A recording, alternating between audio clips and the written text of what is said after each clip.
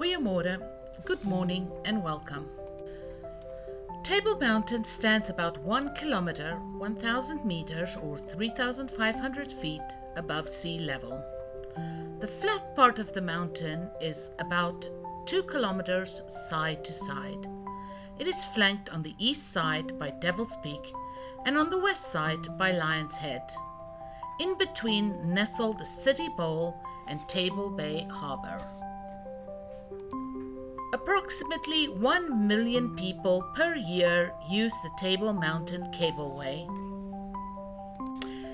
Ever since the 1870s, Capetonians have wanted a way up onto the mountain.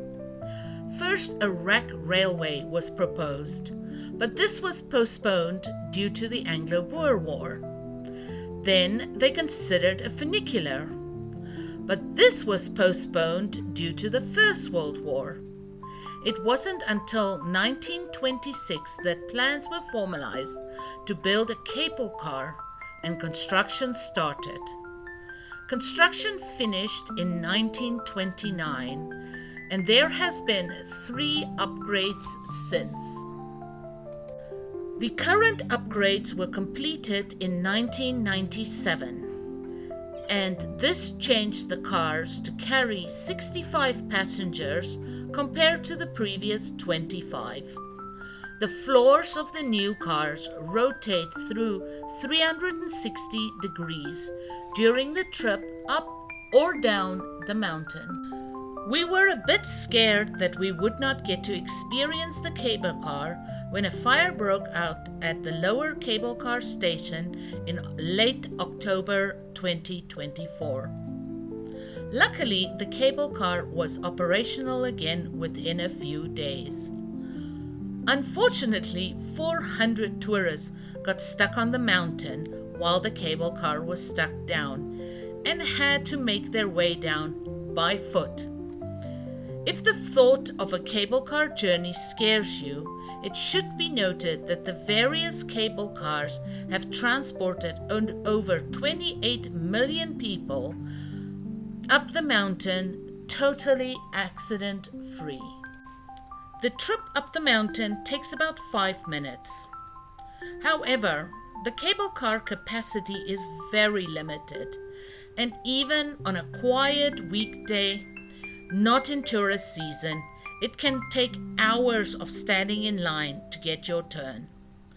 Definitely pre-book your tickets so you don't have to stand in line to get your tickets just to join an even longer line to board the cable car.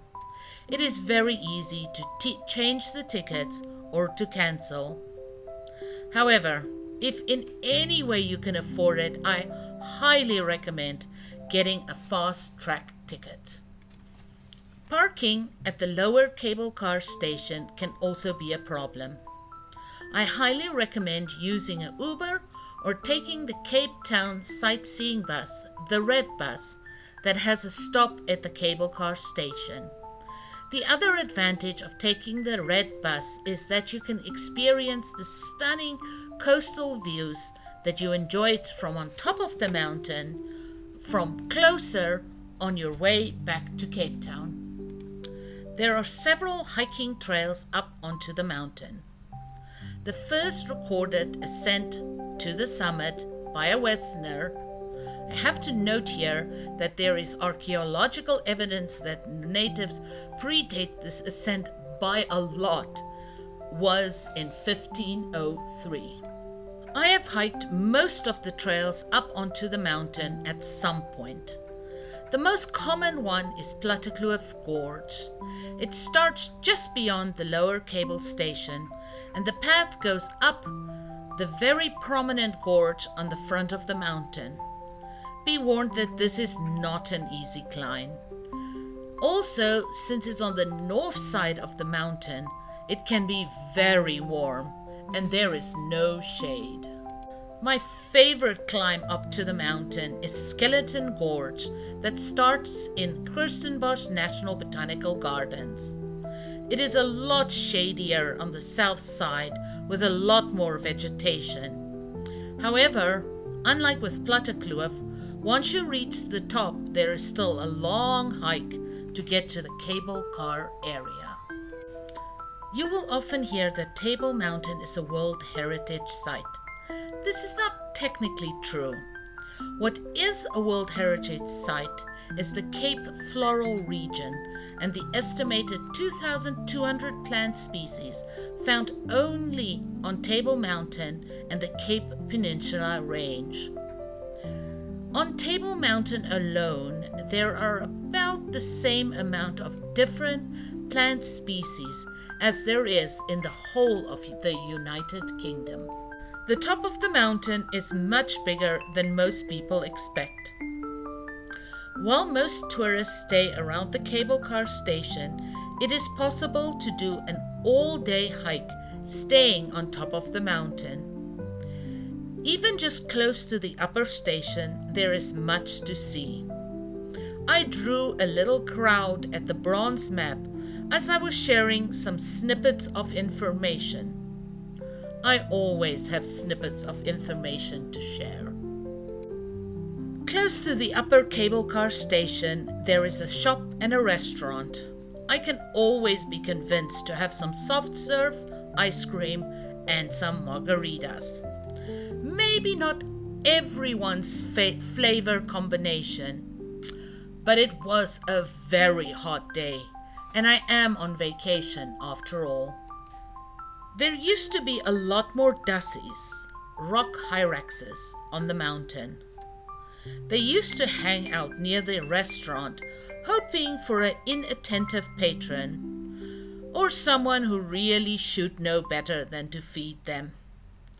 Somewhere between 2000 and 2004, there was a huge population crash. Nobody knows sure when or why. Let's all hope that their numbers will increase again. Dassies are super interesting. They might look like large rodents, but they are from a totally different evolutionary branch, and their closest living relatives are actually elephants. If you're shopping for wine in Cape Town, consider picking up a bottle or a box of elephant cousins with dassies on the box. Then you can entertain your friends with this bit of trivia. While we were lucky to have a hot, cloud-free and wind-free day, the weather on the mountain can change in an instant. If you're hiking up the mountain, make sure you're well prepared with lots of water, but also a nice warm jacket and even some emergency ration. Many a hiker has found themselves unexpectedly overnighting on the mountain when the clouds or the fog rolled in and they were unable to safely descend. Even if you are taking the cable car, it is a good idea to pack a jacket. From the top of the mountain, you can see the whole of the Cape Peninsula spread out below you. Central, of course, is the City Bowl with the harbour and Table Bay with Robben Island. On your right is Devil's Peak, and on your left, Lion's Head and Signal Hill. You can see Greenpoint and Sea Point beyond Signal Hill. Clifton is mostly hidden behind Lion's Head, but you can see the white beach of Camps Bay, and further along the foothills of the 12 Apostles. The coastline you can see curving away beyond the harbour, and on the other side of the bay is considered the start of the west coast. How far north you can see depends on how clear the day is. The flat part beyond Devil's Peak is, not surprisingly, called the Cape Flats. And the mountains you can see in the distance is the Paarl, Stellenbosch and Hottentots Holland mountains. The hills in the middle distance is the Tygerberg Hills.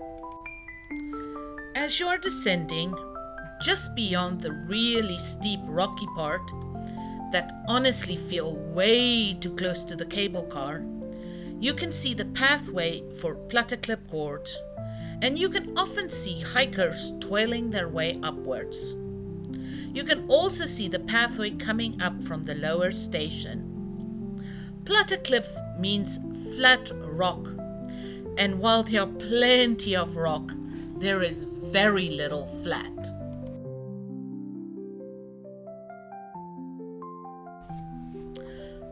Thank you very much for your time. I really appreciate you watching and listening.